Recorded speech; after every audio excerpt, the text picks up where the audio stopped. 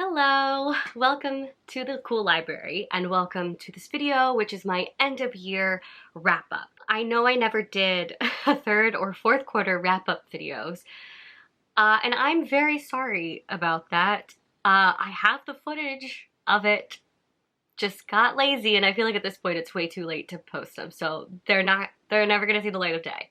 Very sorry. But with this video, we're specifically talking about books. This is split up into 4 parts. And I will have the timestamps down below, so if there's anything you want to skip, you can go ahead and skip it. You won't hurt my feelings if you skip me talking about a certain part. This is just how I like to do my end of year wrap-ups. But the first part is literally me going through every single book that I read and what my rating was. I'm not going to say anything more, it's just the book and my rating. But total, I did read 90 books, so there's quite a bit of them. And then the second part is me going through the statistics, because I love statistics and I love comparing all the books that I read with each other in different ways. And then the third part is me going through my 10 worst books of the year. I'm gonna try not to, focus on that too much, so we won't spend too much time with those, but I do at least want to go through with you some of my worst books of the year, and then we will end it with my 10 best books of the year. And that is how this video is going to work. So sit back, grab some popcorn, and get into this long video, and we're going to start with every single book that I read in the year of 2023. Every Hearted Doorway by Seanan McGuire, I gave 4 stars.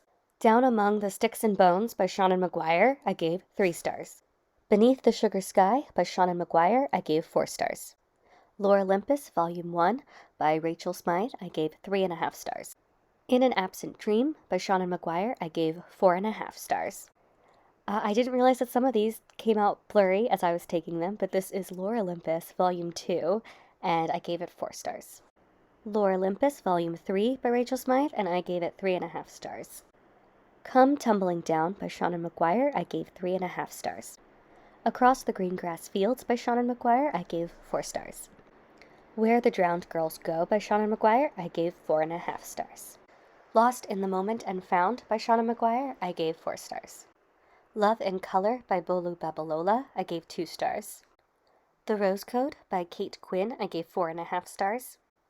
You Are Only Just Beginning by Morgan Harper Nichols, I gave 4 stars. Daisy Jones and the Six, a reread by Taylor Jenkins Reid, I gave it 5 stars. Madhouse at the End of the Earth by Julian Sankton, I gave 4 stars. Piranesi by Susanna Clarke, I gave 2 stars. The Outsiders by S.E. Hinton, I gave 3.5 stars. Tomorrow and Tomorrow and Tomorrow by Gabrielle Zevin, I gave 3.5 stars. The Princess and the Grilled Cheese Sandwich by Dea Munez, I gave 4.5 stars. Galatea by Madeline Miller, I gave 3.5 stars. Over My Dead Body by Sweeney Boo, I gave 4 stars. Lore Olympus Volume 4 by Rachel Smythe, I gave 4.5 stars. Prince of Song and Sea by Lindsay Miller, I gave 2 stars. Happy Place by Emily Henry, I gave 4 stars. The Guncle by Stephen Rowley, I gave 2 stars. Turn Up the Heat by Marie Hart, I did not rate this. The Only One Left by Riley Sager, I gave 5 stars. The Lonely Hunter by Amy Letkin, I gave 2 stars. Love Theoretically by Ali Hazelwood, I gave 4 stars.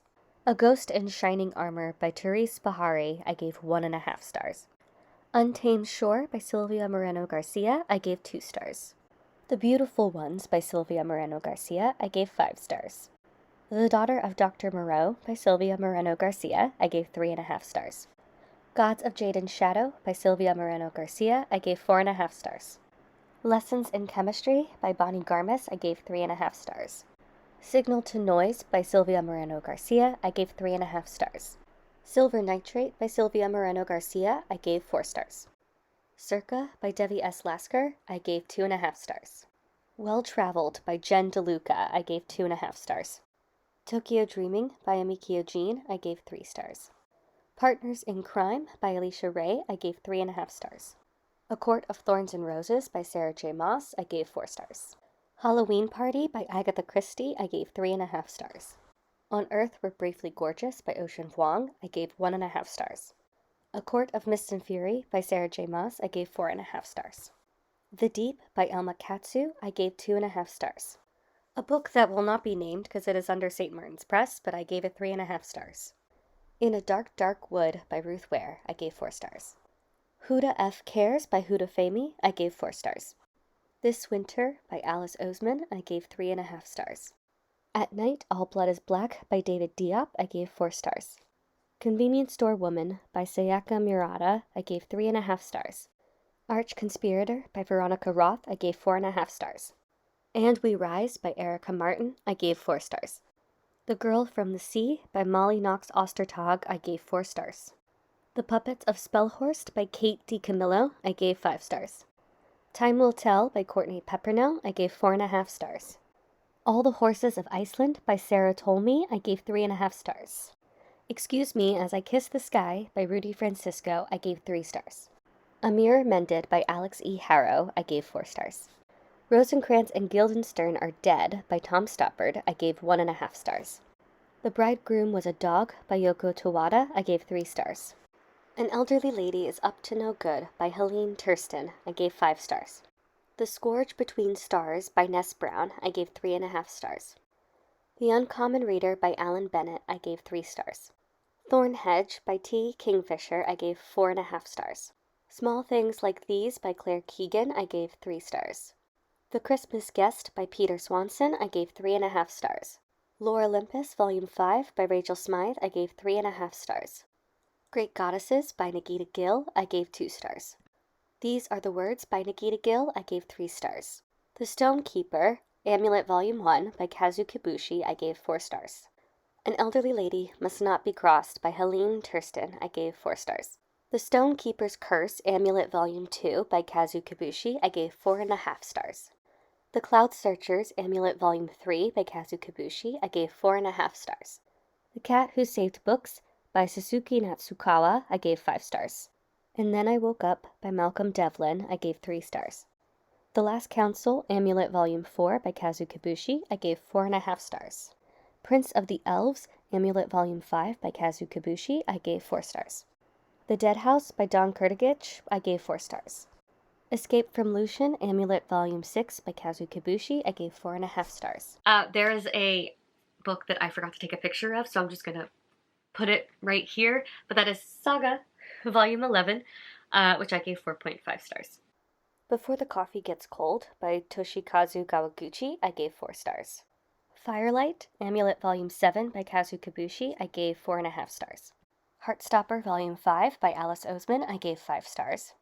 Supernova, Amulet Volume 8 by Kazu Kibushi, I gave 5 stars. Freedom is a Constant Struggle by Angela Davis, I gave 3.5 stars.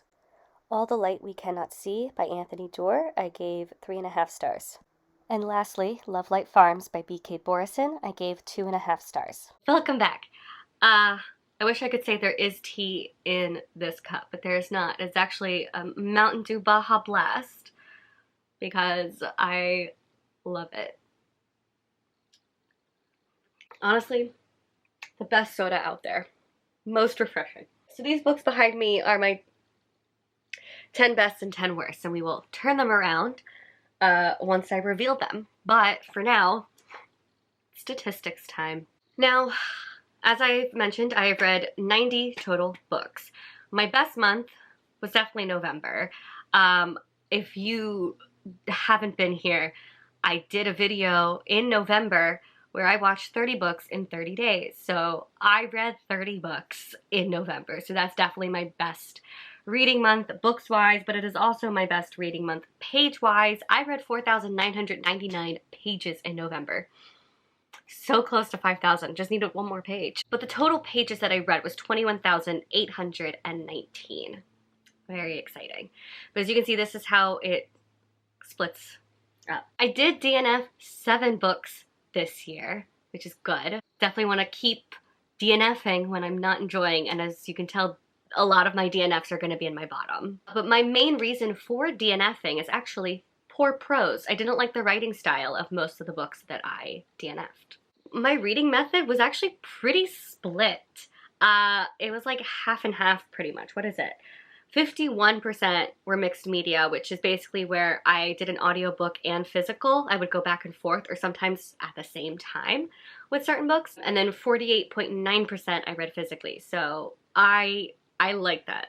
I like that it was half and half. Most of my books were standalones. I tried to not really get into many series this past year, but I think my goal for this year is to finish a lot of series, or at least make my way through a lot of series, because I just found myself in very much like series anxiety. I don't know if that's what I want to call it, but I just felt like I was getting so overwhelmed with the amount of series that I'm in the middle of that I just couldn't get myself to read series. But I did start 9 series and I finished 4 series, and then I DNF'd 3 series. Most of my books were paperback. What is it? About 64%. That is accurate. I do prefer paperback over hardcover. I know, crazy, everyone here loves hardcover. I don't get it. They're more expensive, they take up more space, they're harder to like hold in your hand when you're trying to read them. I don't know, I'm just a paperback girly. I read 11 different genres. The main genre I read from was fantasy. I read 34 fantasies, which works because it is one of my top favorite genre. I will say it used to be my favorite genre, but I think that has gone down. What's my second? Contemporary. Interesting. I normally don't like contemporary. I'm like driving away from contemporary, but yet I read a decent amount of contemporary. Huh. Interesting. I only read 3 horror, but that's one of my favorite genres. Book length I didn't feel like was as interesting as I usually find it, but most of the books I read were between 150 to 200 pages. I did read 7 translated books. Most of them were translated from Japanese. I did have 2 Swedish and 1 French. I want that to be a bigger number. I want that to be, at least for 2024, I want that to be in the double digits somewhere. Even if it's just 10, that's what I want. Book format, obviously most were novels. And then I also read a decent amount of graphic novels and novellas. And then some short stories and some poems. I don't know what that small sliver is. Star ratings. This one is the one I always look forward to. I didn't have as many 5 stars this year. I only had 8, but the most that I had were 4 stars, with 23 4 stars, and then after that was 3.5. But basically my average rating for the year with all these stars is 3.5.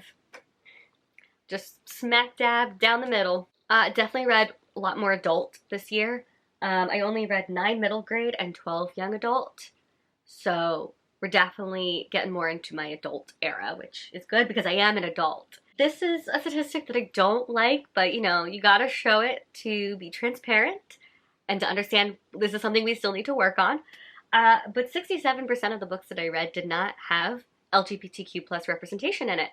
And I'm shocked, actually. Hi, welcome back. The lighting has drastically changed because the battery died and it took about another hour to charge up the other battery. So yeah, time has passed, sun is setting currently. So back to the stats. I know I left off with LGBTQ plus rep, but I don't remember where I left off in my speaking of it, but I am shocked at the amount that is absent because I did not think it was that drastic of a difference between no and yes for there being LGBTQ plus representation. And then if you're curious, this is the breakdown of the different types of LGBTQ plus representation that I did read. Another one that's even worse than the LGBTQ plus representation is the disability representation. Also read a lot of not disability representation. With a whopping 77% of the books I read did not have disability representation. I will say this one is harder to find than the other ones, but I know they are out there and they do exist. Again, we're constantly needing to work on ourselves and our reading. But if you want a breakdown of all the different types of disability representation I read, this is the breakdown of that. Now we're on to author stats. Another one that I am ashamed to admit was the author POC. Was it a person of color? 62% were no. 62% were white. I would rather this be even than what I have. I do think this is better than last year, which is good. We're getting better at this, but this also could be better. And then a breakdown of the different types of POC authors that I read.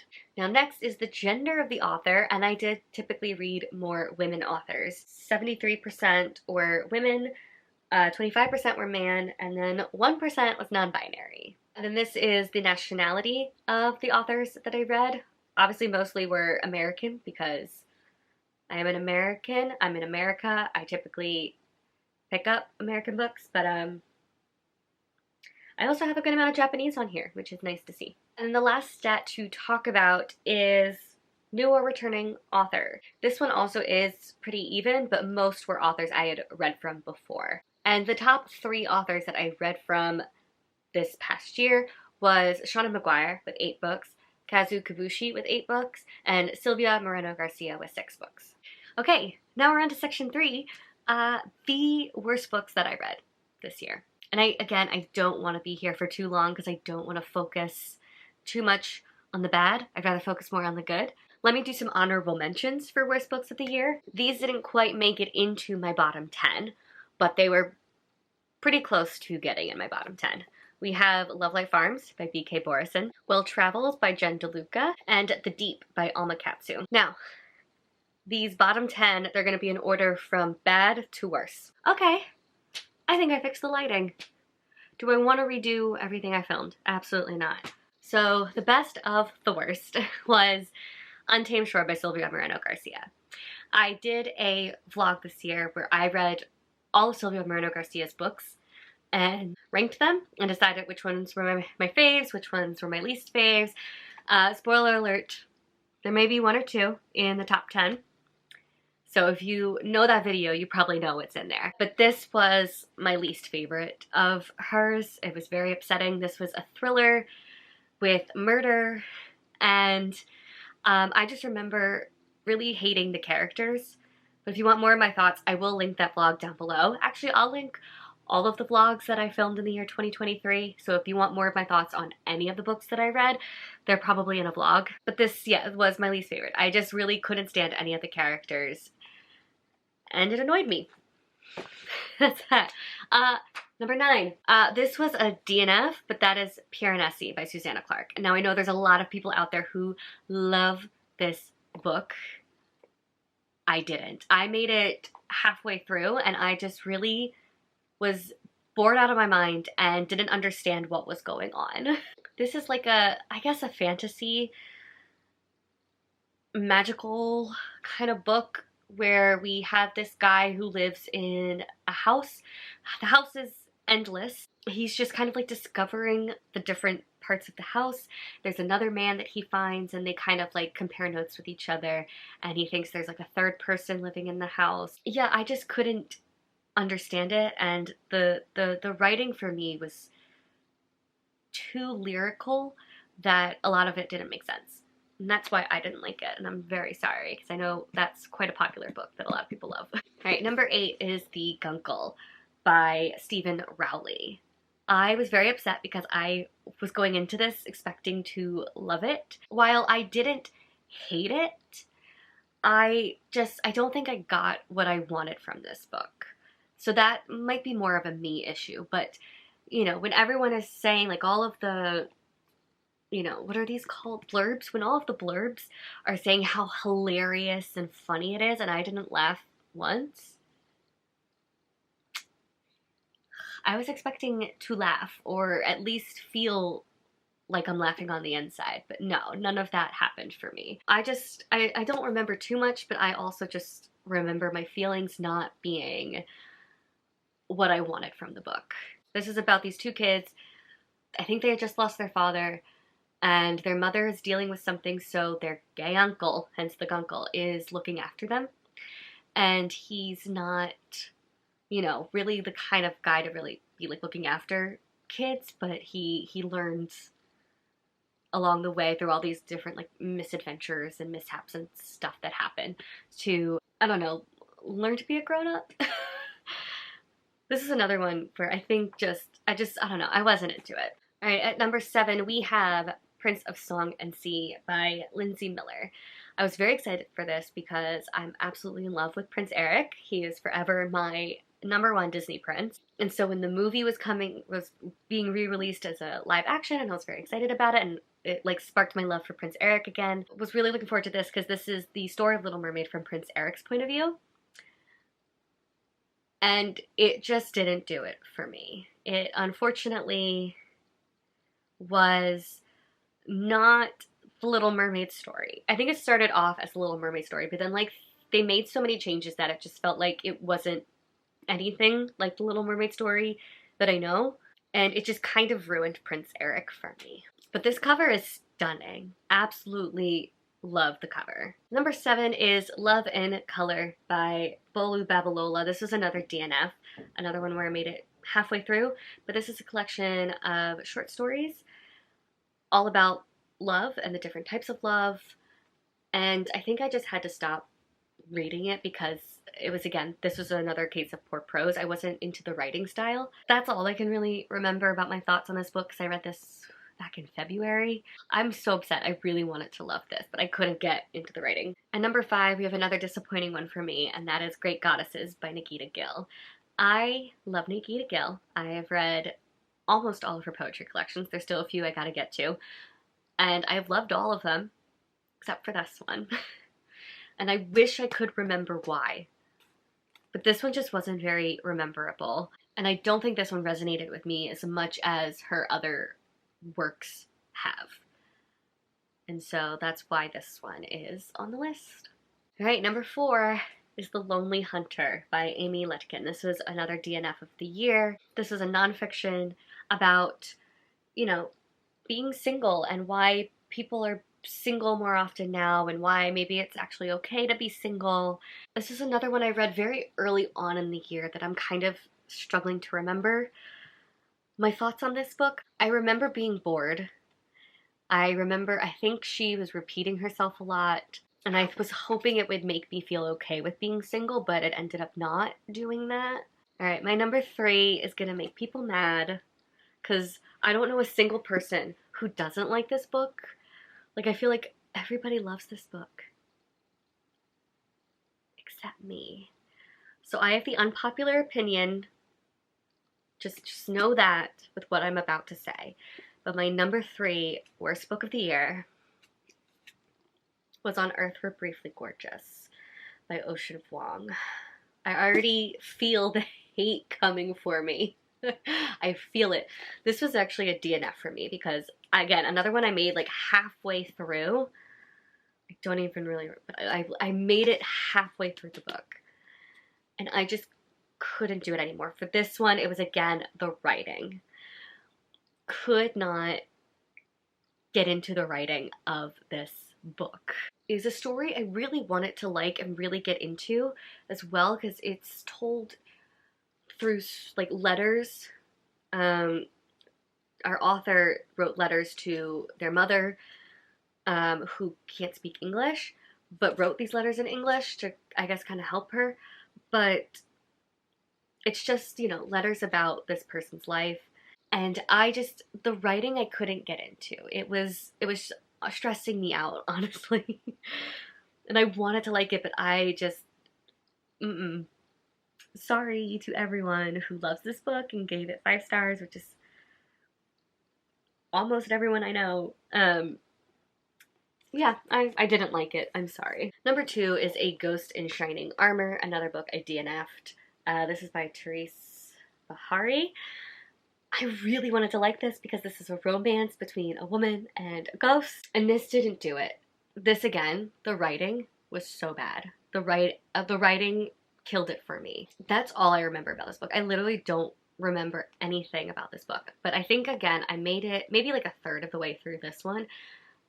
But I do remember the writing feeling very much like it's a first-time author who probably didn't go through many edits. And then my #1 worst book of the year, Rosencrantz and Guildenstern Are Dead by Tom Stoppard. I did finish this entire thing, and I wish I could tell you what this is about, but what I know it's about, but it didn't feel like that's what it's about.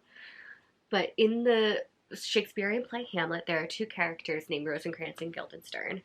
And in the play, Hamlet gives them a job to do, like a quest to go on or something. And so they leave to go do that job. And then we never hear from those characters again. And if you know Hamlet, pretty much everybody dies at the end.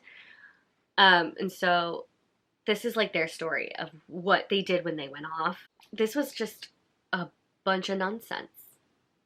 Like, the dialogue in this book made absolutely no sense. And I'm not talking about, like, Shakespearean language. I'm fine with Shakespearean language. This didn't feel like Shakespearean language, if I'm being honest. I didn't feel like, again, Shakespeare did not write this, but, like, I couldn't understand or tell you what these two characters were ever talking about. No clue. Yeah, so this I really hated. And I feel like it did a disservice to Hamlet. Sorry. Yeah, but those are my worst books of 2023. The tea, or in this case the Baja Blast, has been spilled. Now let's move on to my best books of 2023. Let's again start with some honorable mentions, ones that were close to making it into my top 10, but didn't quite get there. We have The Cloud Searchers, book 3 in the Amulet series by Kazu Kibushi. In an Absent Dream by Shauna McGuire. I think it's the 4th book, oh god, in the Wayward Children series. And then the last honorable mention is Time Will Tell by Courtney Peppernell, a collection of poetry that I loved. Alright, so number 10 is Thornhedge by T. Kingfisher.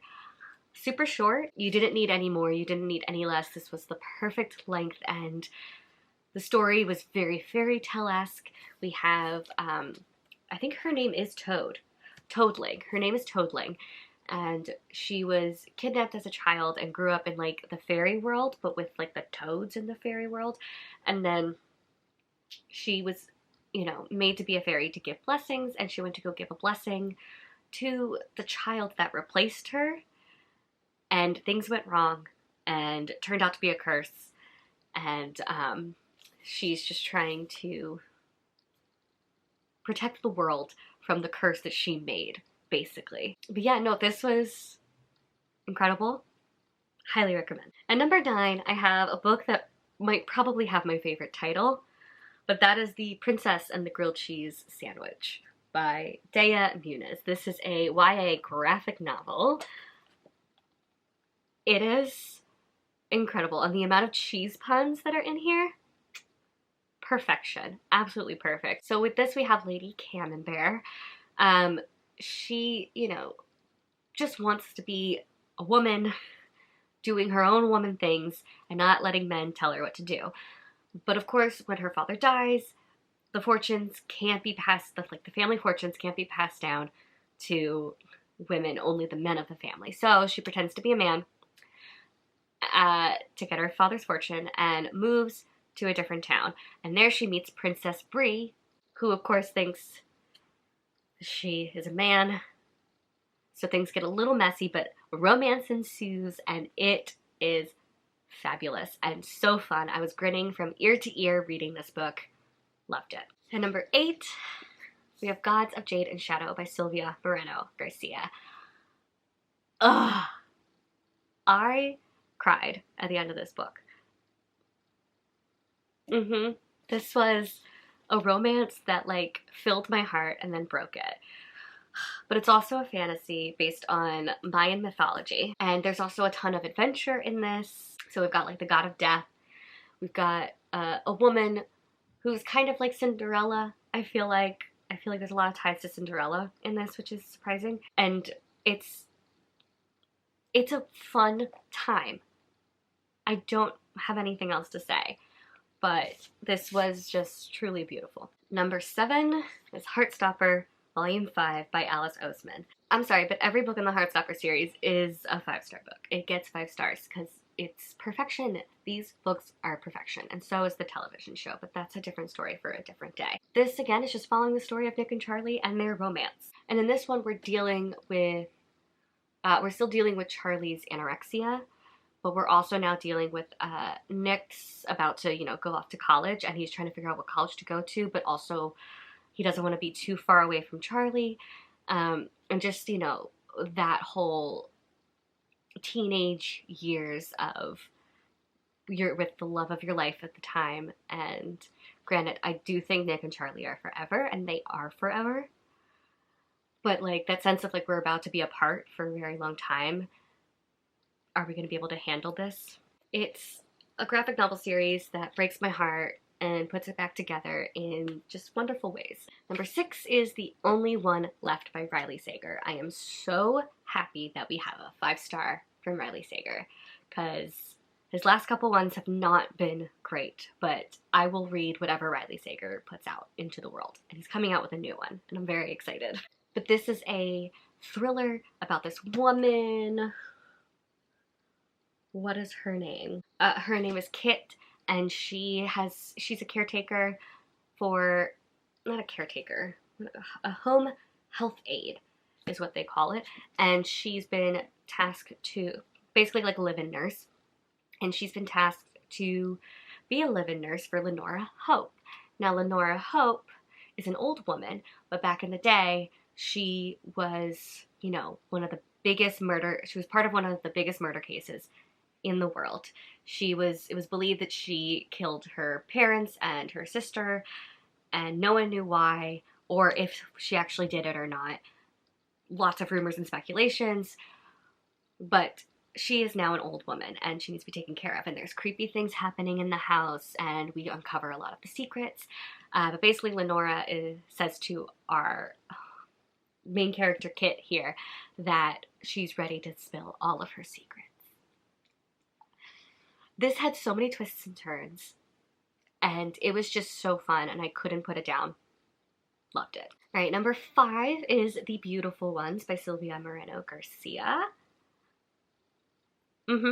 This is a fantasy romance that's also historical fiction, and it takes place, I want to say, during like Regency times. It's kind of what it felt like. It felt like Bridgerton times, but with like a fantasy element to it. Oh my god. The romance in this was spectacular. It had so many ups and downs, and then our villain was a villain that was interesting and not like, you know, I hate when villains are just villains to be villains, you know what I mean? But like there was a reason for her being like mean and kind of sabotaging the relationship. But at the same time, like, I don't know, it was just so good. And I love the like magic element in the sense that like only a few people can do magic. There was just so much like suspense and intrigue, and again, yeah, this one, I don't know how to put it, but also the writing style was just so good. I don't know what words to describe to talk about this. Again, if you want more of my thoughts, they are in a vlog, the Sylvia Moreno-Garcia vlog. Highly recommend this one. It's so good. Number 4 is a little shocking to me, but I gave this 5 stars. That is Supernova, book 8 in the Amulet graphic novel series. This is a middle grade graphic novel series about these 2 kids. They just lost their dad. So them and their mom move into this new house, and within the house they find a secret door that leads to a whole nother world. And then they have all these adventures and crazy times in this new world, especially when there's, you know, a war pretty much going on. And these 2 are supposed to be the ones that stop it. And I wish I could say why this one is the one I love the most, but I can't. I don't know. I really don't. I loved all of them. I gave most of them 4.5 stars. But this is the only one that got 5 stars. And I am so excited for the last one. It's coming out soon. But, you know, if you want a fun adventure, get through this series because it's fantastic. And this one's my favorite. At number 3, we have The Puppets of Spellhorst by Katie Camillo, another middle grade.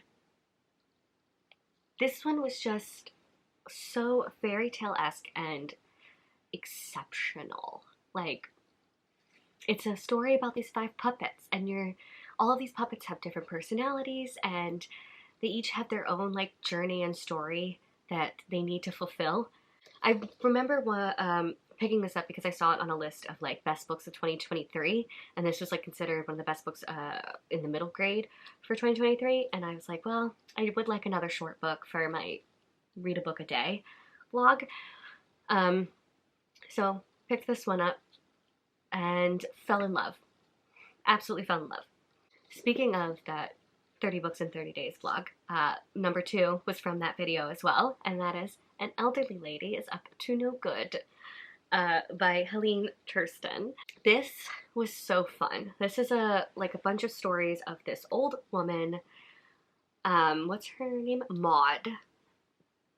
Iconic. She's an 80-year-old woman who just wants to live her life in peace within her apartment. But you know, sometimes she can't, and so what does? She kills these people. So each of these stories is about how she's murdered someone and, of course, got away with it, because no one's gonna think an 80-year-old killed people. It is deliciously good. And this does have a sequel. Sequel's not as good, but still worth it, I believe. But please check this out. And then the number 1 book was also in that vlog. So if you've seen that vlog, you probably know, but number 1 is The Cat Who Saved Books by Sosuke Natsukawa. If you're a book lover, book reader, please read this book. It is like an ode, an homage to us book lovers.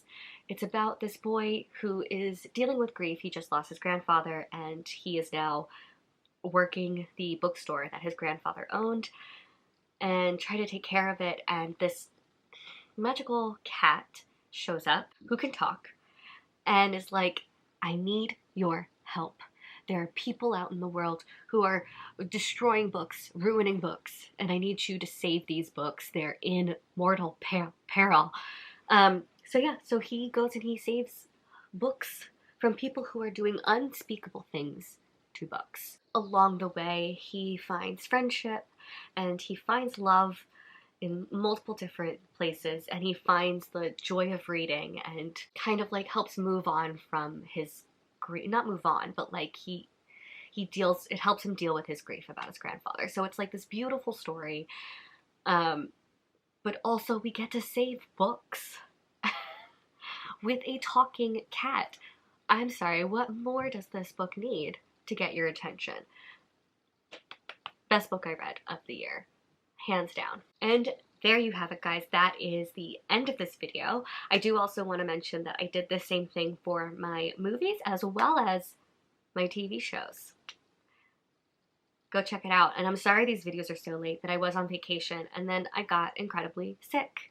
So it took me a while to film these videos.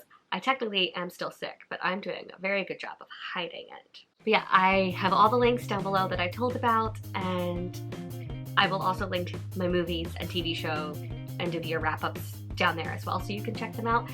But that is it, and I will see you guys with more videos. Bye!